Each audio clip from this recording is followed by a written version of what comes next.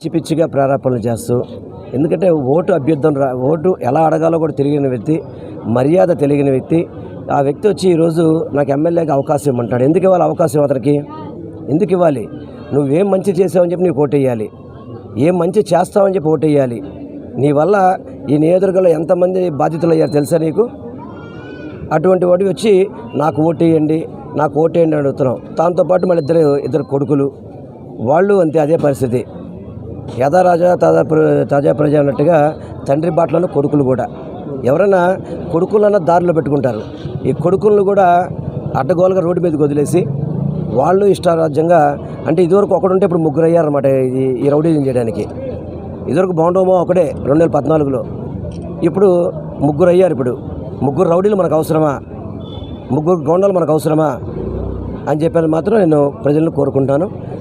ఏదేమైనా కానీ ఈరోజు ఈ కార్యక్రమంలో భాగస్వామి అందరికీ కూడా నమస్కారం తెలియపరచుకుంటూ ప్రతి ఒక్కరు కూడా ఫ్యాన్ గుర్తు ఓటేయాలని మాత్రం నేను మనస్ఫూర్తిగా కోరుకుంటున్నాను. 30 డివిజన్లో సోదరుడు కార్పొరేటర్ గారు జానరెడ్డి గారి ఆధ్వర్యంలో పెద్దలు మన పార్లమెంటు సభ్యులు, అదేవిధంగా పార్లమెంటు అభ్యర్థన సోదరులు మన కేసీఆర్ నాని గారు అందరూ కూడా ఇక్కడ రావడం జరిగింది. ఉదయం నుంచి ఈ ప్రాంతం అంతా కూడా కోలాహలంగా ఎలా ఉందంటే, ప్రతి ఇంట్లో కూడా ఎప్పుడు 13వ తారీఖు వస్తుంది, ఎప్పుడు ఓట్లు వేస్తామని చెప్తున్నారు. అదేవిధంగా కేసీఆర్ నాని గారిని అయితే చాలామంది తప్పకుండా మీరు రావాలి, మాకు ఇక్కడ రైల్వే ఇష్యూస్ ఉన్నాయి, మీరు అందరూ కూడా సహకరించి చేయాలని చెప్పడం కానివ్వండి. విజయవాడ నగర అభివృద్ధి మీద మీకున్న చిత్తశుద్ధి, మీరు అందరూ కూడా వస్తేనే మళ్ళీ మా విజయవాడ నగరం అభివృద్ధి చెందుద్దని చెప్పని ఇక్కడున్న ప్రాంత ప్రజలందరూ కూడా నాని గారిని ప్రతి ఒక్కళ్ళు కూడా పేరుతో చెప్తున్నారు. ఎందుకంటే గతంలో 10 సంవత్సరాలు నేను ఎంపీగా ఉన్నప్పుడు విజయవాడ నగరానికి సంబంధించి ఏ ఫ్లైఓవర్లు వచ్చినాయి కానీ పార్టీలకు అతీతంగా నాని గారు వారి యొక్క ఇమేజ్తో తీసుకురావడం జరిగింది. ఇప్పుడు అదేవిధంగా ఈరోజు వైఎస్ఆర్ కాంగ్రెస్ పార్టీతో పాటు కలిసి పనిచేస్తున్నాం కూడా తప్పకుండా రాష్ట్ర ప్రభుత్వం అదేవిధంగా ఎంపీగా కూడా ఏ ఇష్యూస్ ఉన్నా కూడా మనం సార్ట్అవుట్ చేయడానికి అవకాశం ఉంటుంది. కాబట్టి దయచేసి ప్రతి ఒక్కళ్ళు కూడా ఫ్యాన్ గుర్తుకి ఓటు వేయాలని చెప్పని నేను మనస్ఫూర్తిగా కోరుకుంటున్నాను.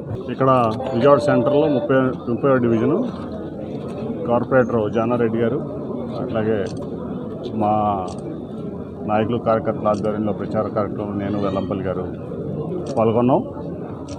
ముఖ్యంగా ఇక్కడ ఈరోజు ఏదైతే సెంట్రల్ నియోజకవర్గంలో బోండా మా కుమారుడు మా కార్యకర్తల దగ్గర నుంచి కాంప్లెట్లు 62వ డివిజన్లో వాళ్ళ దౌర్జన్యం చేయటం అనేదాన్ని, అట్లాగే వాళ్ళని మ్యాన్ హ్యాండిల్ చేయటం అనేదాన్ని నేను తీవ్రంగా ఖండిస్తున్నాను. మొదటి నుంచి కూడా వాళ్ళ నైజం అంతే. తండ్రి బాటలోనే ఇద్దరు కొడుకులు కూడా రౌడీయిజం, గుండాయిజం, ల్యాండ్ గ్రాబింగు, అలాగే ఒక రకంగా మహిళల్ని ఇబ్బంది పెట్టేటువంటి పరిస్థితులు అనేక రకాలుగా, అంటే బీసెంట్ రోడ్లో హఫ్తాలు వసూలు చేయటం, పార్టీ రాజ్యసభ సభ్యుడి దగ్గర ఇల్లు కట్టుకుంటానంటే ఆ రోజుల్లో అతను ఎమ్మెల్యేగా ఉన్నప్పుడు 3 లక్షల రూపాయలు లంచం తీసుకోవటం, ఇవన్నీ కూడా చూస్తే ఇటువంటి వ్యక్తులు ప్రజాసేవకు పనికొచ్చే వ్యక్తులు కాదు. వాళ్ళని ప్రజలు తరిమితట్టే రోజులు రేపు 13వ తారీఖున జరుగుతుంది. ఖచ్చితంగా సమర్థుడు, అట్లాగే ఏదైతే ప్రజాసేవ కోసం ఆల్అవుట్ వెళ్ళి ప్రతి ఒక్క వ్యక్తికి సేవ చేసేటువంటి గుణం ఉన్నటువంటి మా వెల్లంపల్లి శ్రీనివాస్ గారిని మంచి మెజార్టీతో ఇక్కడ సెంట్రల్ ప్రజలు గెలిపిస్తారు. అట్లాగే ఎట్లయితే విజయవాడ వెస్ట్ని బ్రహ్మాండంగా అభివృద్ధి సంక్షేమ కార్యక్రమాలు అట్లాగే ప్రజలకు రక్షణగా అండగా ఉన్నాడో వెల్లంపల్లి గారు, దానికంటే ఎక్కువ ఇక్కడ అభివృద్ధి చేస్తాడు. అట్లాగే సంక్షేమ పథకాలు కానీ ఏదైతే జగన్మోహన్ రెడ్డి గారు ఇచ్చేటువంటి సంక్షేమ పథకాలు ఈ ప్రపంచంలోనే టాప్, ఎక్కడ కూడా లేవు.